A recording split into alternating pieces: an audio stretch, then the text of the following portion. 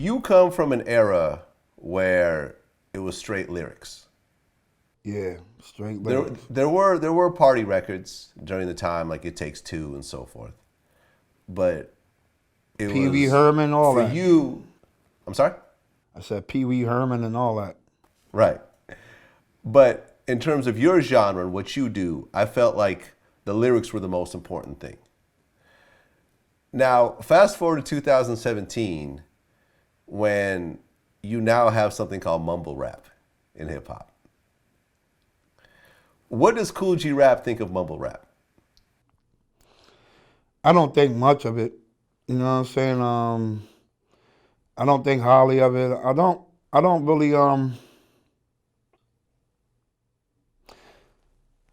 some of these things the young cats doing or artists of these days are doing, you know what I mean, has nothing to do with the roots of where this thing started from.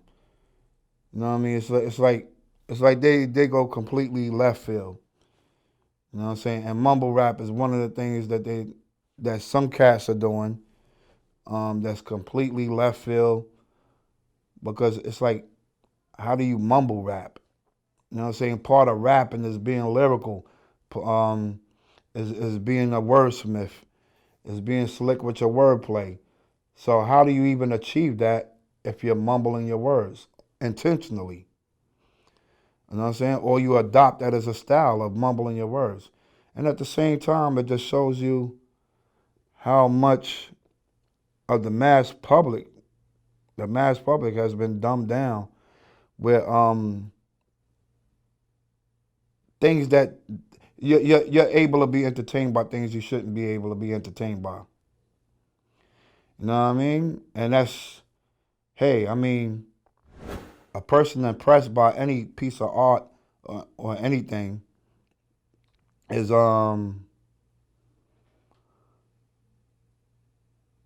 they're gonna be entertained going into going to the peak of their intelligence, going according to that. You know what I mean? Like a little 3, 4, 5 year old kid. You know, London Bridge is falling down is like bananas to them. You know what I'm saying? They're gonna get a kick out of that, and peekaboo and all that. You know what I'm saying? They're gonna be in stitches laughing. A little baby, you go peekaboo and all that. You know what I'm saying? So I mean, a person is only able to be entertained according to the limit of their intellect. Yeah, I mean, it's kind of funny because Lil Yachty's new single is called Peekaboo. Wow, I didn't even know that. I'm dead serious. Not trying to be funny. I'm just speaking from the heart. Like, you know what I mean? Like, It actually goes, yeah, the name of the song and the chorus is actually Peekaboo. I think it's play with that pussy like Peekaboo. wow. Peekaboo, peekaboo, peekaboo. Well, there you go. It's self-explanatory because I definitely don't be following homie's singles and all that he dropping or whatever. And not to knock him because, you getting bread doing peekaboo or whatever you do. You know what I'm saying? More power to you. You know what I'm saying? Get that money and rack up. You know what I mean? But I did not know. Yeah. Well, I mean, I had interviewed Cassidy recently. You need to call that shit mumble rap. Like, oh, he's the best mumble rapper. All right, cool. That's great. But don't say he the best rapper or he one of the nicest rappers when he could barely rap. Like, he not even rhyming words all the way. He not even piecing up no syllables. There's no figurative language. There's no creativity. But how is he going to be one of the best just because he got a little melody? But that's pretty much what I just said. I said it seemed like they doing something completely, totally different from where this thing originates from. The grassroots of this, you know what I'm saying? Like where you as an artist, a rapper, a lyricist, or whatever you call yourself, when you doing this form of art called rap, you know what I'm saying? You want your words to be heard. You know what I'm saying? Because it's dope to be a wordsmith. It's dope to have wordplay. It's dope for people to know what you're talking about if you're telling a story or if you're explaining something. You know what I'm saying? You would want people to know what you're saying. So if you start mumbling it just shows you how much the importance of the message became in music. You know what I'm saying? Now there is no importance of a message. It's just whatever sound good, be running with that. It sound hood, sound street, sound ignorant enough, we gonna run with that. You know, cause that's a style too. You know what I mean? If you sound ignorant, you know what I'm saying? That's a flavor some people like. Some people love that. I mean, yeah. I mean, it's worked in other forms of music. I mean, there's ignorant rock music. Well, see, there you go. There you go. It You know, works. there's rock music where people are just screaming and, being nonsensical, and people love that shit. Oh, exactly. Yeah. But it just sound like they're just screaming their lungs out. You don't even hear words of what they're saying either. Right. It sound like they screaming like demons. Yep. So, probably is. fast forward to now. You got your new album coming out, Return of the Dawn. Yep. June 2nd. This is your first album in, what, 6 years? Yep, first album in 6 years. I mean, I'm looking at the track listing now. You got Nori, Raekwon, Crooked Eye, Sean Price, nice. Yep. Rest in peace. Conway and West Side Gun, Yep. who recently signed to Shady Records. Yep. Sheik Luch, Cormega, Saigon, Terminology, Fred the Godson. I mean, these are all lyricists that you got on here. All lyricists, all gunners right there. Yeah. Those some heavy gunners. Yeah, man. So What- it makes sense. What made you come out with an album now? It's still something that's a part of me. You know what I mean? Yeah, even if there ever comes a time where I'm just doing this strictly for sportsmanship. This being lyrical, being able to juggle words, play with words, play with rhythms and flows and all that. That's always gonna be a part of me. So, I mean, I'm always gonna do that.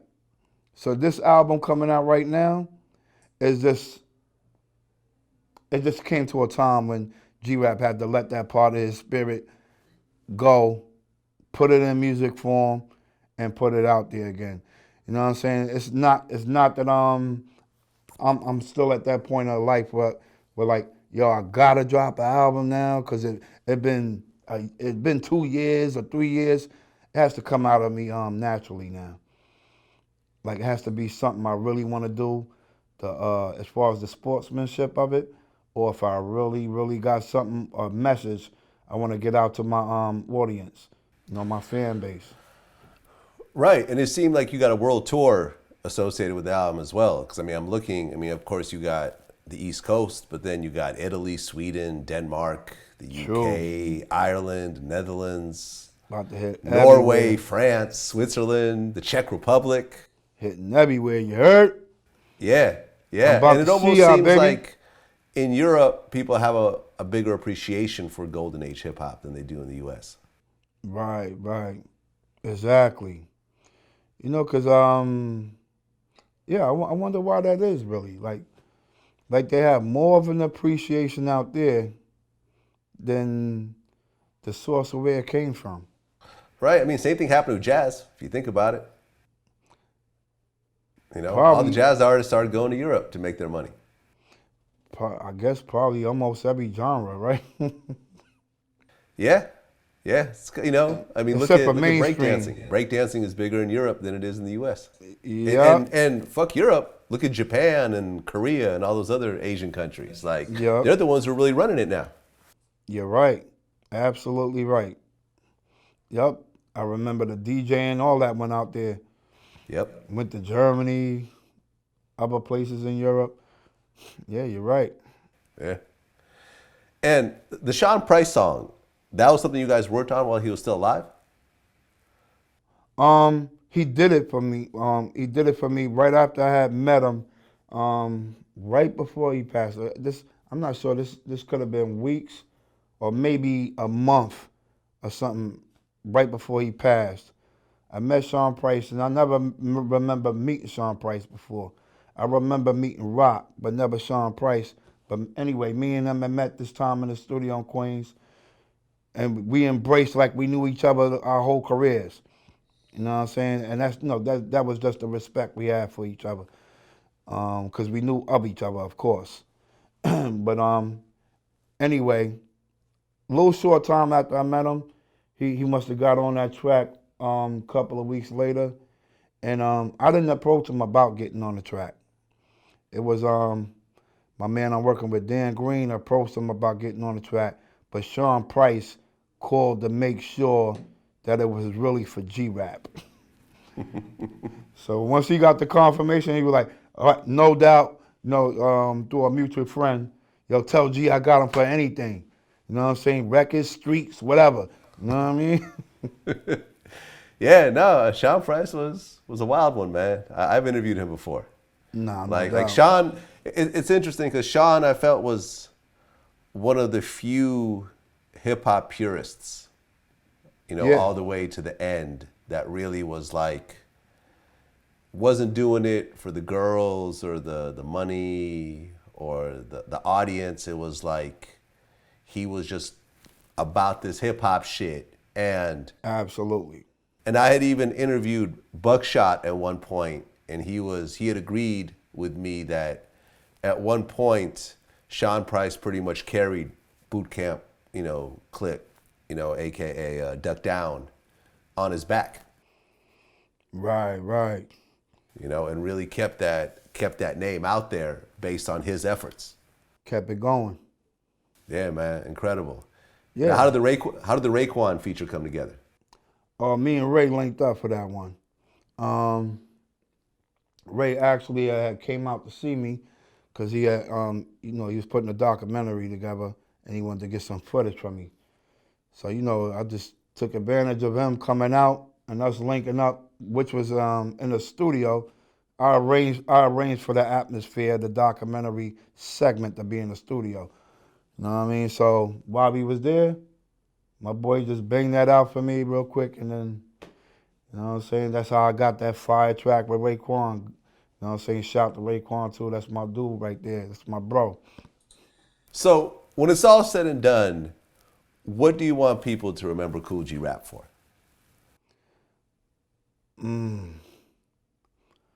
Being that cat in the game that never slacked on no verses, no nothing, whether it was album material for me or whether it was a collaboration for another artist, whether it was whatever G-Rap ever touched, he always put his 100% all in all into it. You know what I'm saying? And never slacked. If people remember me just for that, I'm content. And that's how we're going to end it, man. Kool G Rap, definitely an honor. No doubt. Looking forward to this new album. Huge fan of everything you've done up to this point, man. And the best of luck to you, man. Much appreciated, Vlad. That's No what doubt. it is. Thanks my for brother. having We'll me. talk soon. Yes, sir, dog.